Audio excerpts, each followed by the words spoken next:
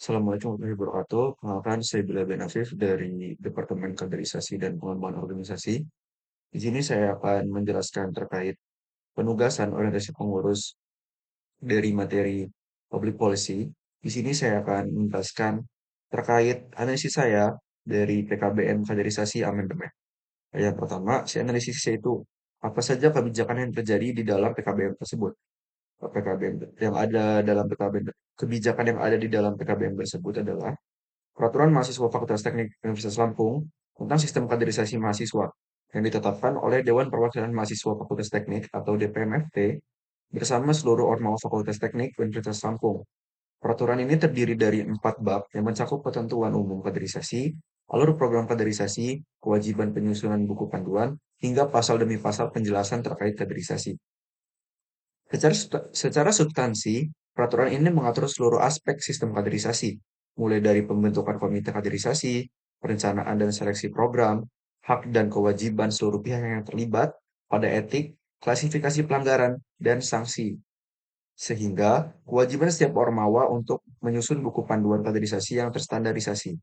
Peraturan ini juga mewajibkan seluruh alur kaderisasi di Fakultas Teknik mengacu pada pedoman resmi LKMM, PRATD, dan LKMMTD dari Kemendikbudristek. Lalu poin kedua, apa dampaknya terhadap organisasi mahasiswa? Di sini saya membuat dua analisis dampak, yaitu dampak positif serta dampak yang perlu dicermati. Dampak positifnya, keberadaan peraturan ini memberikan standarisasi yang jelas bagi seluruh ormawa di Fakultas Teknik dalam menjalankan proses kaderisasi, sehingga kualitas kaderisasi antar himpunan menjadi lebih seragam dan dapat dipertanggungjawabkan. Poin kedua, kewajiban mengacu pada pedoman LKMM PRATD dan LKMMTD memastikan bahwa kaderisasi tidak hanya bersifat seremonial, melainkan memiliki tujuan pembelajaran yang terukur dan diakui secara nasional. Poin ketiga, adanya kode etik yang eksplisit dan klasifikasi sanksi yang berjenjang memberikan perlindungan yang lebih kuat bagi peserta kaderisasi dari potensi kekerasan, intimidasi, dan penyalahgunaan wewenang. Pada dampak selanjutnya itu paling yang perlu kita cermati adalah yang pertama, kewajiban penyusunan buku panduan kaderisasi, matriks kesesuaian dengan pedoman LKMM, sehingga laporan evaluasi menempatkan beban administratif yang cukup besar pada komite kaderisasi, yang tidak selalu memiliki kapasitas SDM yang memadai untuk memenuhi seluruh ketentuan tersebut. Dikarenakan, untuk menyusun buku panduan kaderisasi sendiri, kita memerlukan cukup banyak cukup banyak orang atau SDM yang mumpuni dalam menyusun serta memfiksasikan buku panduan kaderisasi ini karena bila bila mana SDM yang dimiliki oleh komite kaderisasi tersebut kurang dan tidak berkapabilitas, maka buku panduan yang akan dibentuk pun bisa tergolong mendapatkan tanda tanya besar. Lalu selanjutnya, peraturan ini tidak mengatur secara eksplisit mekanisme pengawasan independen atas pelaksanaan kaderisasi. Pengawasan masih bertumpu pada komite kaderisasi dan pembina ormawa, dan pada pihak ketiga yang berperan sebagai pemantau eksternal. Lalu selanjutnya, apakah kebijakan tersebut efektif? Dari sisi cakupannya, peraturan ini tergolong komprehensif. Hampir seluruh dimensi kaderisasi dari perencanaan, pelaksanaan, hingga evaluasi telah diatur dengan cukup rinci. Namun, terdapat beberapa catatan terkait efektivitasnya. Yang pertama, efektif dari sisi perlindungan peserta.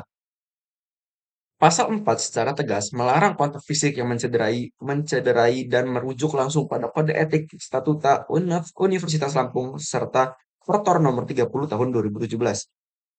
Ini memperkuat posisi hukum peserta kaderisasi apabila terjadi pelanggaran. Yang kedua, kurang efektif dari sisi mekanisme penegakan. Peraturan mewajibkan panitia membuat laporan resmi atas pelanggaran kepada pembina ormawa, ketua jurusan, dan wakil dekan bidang kemahasiswaan. Namun, tidak ada ketentuan mengenai batas waktu pelaporan, format laporan, maupun konsekuensi apabila panitia tidak melaporkan pelanggaran yang terjadi. Selanjutnya, ada ketentuan peralihan terlalu singkat. Pasal 9 hanya menyebutkan bahwa peraturan berlaku 1 minggu setelah pengesahan, tanpa mengatur nasib program federasi yang sedang berjalan sebelum peraturan ini ditetapkan. Yang keempat, apakah kebijakan tersebut bertentangan dengan aturan yang lebih tinggi? Secara umum, peraturan ini dibangun atas hierarki regulasi yang cukup solid.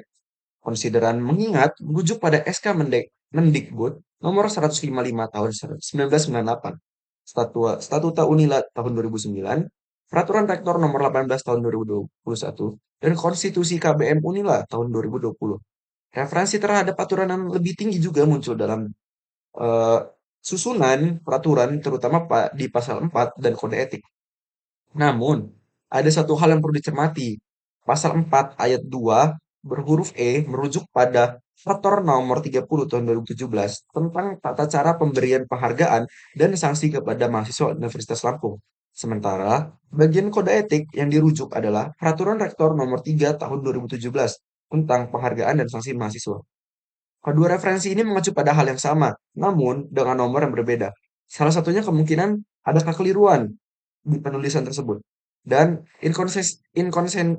inkonsistensi ini perlu diverifikasi dan diluruskan agar tidak menimbulkan kebingungan ketika menegakkan sanksi nanti. Selanjutnya ada rekomendasi pembaruan.